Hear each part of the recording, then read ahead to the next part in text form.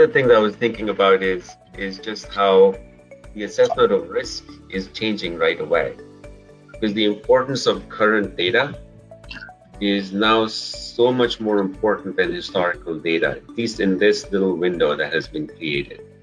So people who've been relying on maybe some wearable information and other information of assessment of risk or even discounts, they're at a big advantage in this market. And I doubt. Do you think there are insurers who are not writing business at all?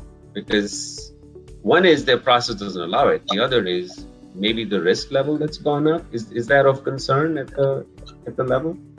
Yeah, I mean, there are definitely carriers who aren't writing. They're certainly not writing at certain phases, and there are carriers who have halted their process. That if we can't complete the app, then we're just going to wait and see.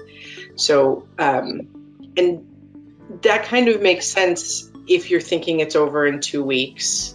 But I think that as time has ticked by, you have to, rejig that strategy. But you make a great point about access to current relevant information as opposed to historical.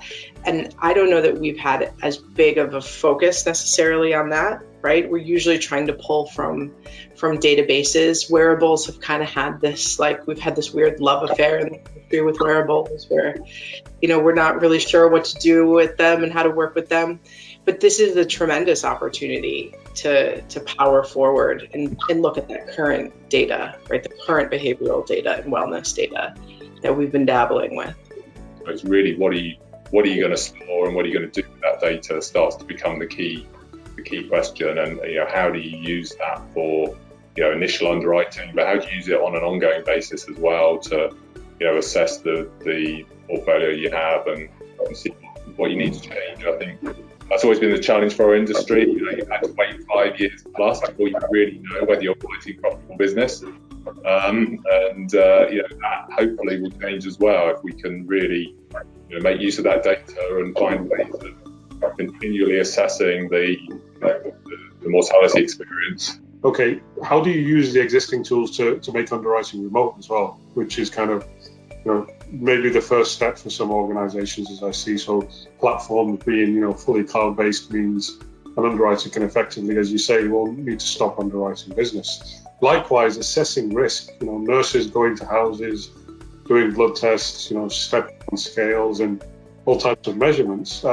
If I want an appointment with my GP now, they're doing a video call to assess, how I am, and then prescribing, prescription drugs comes through on my phone, and I kind of send it off to the pharmacy electronically, and they deliver it. So I'm not leaving my house to have an assessment done by my GP on a health risk.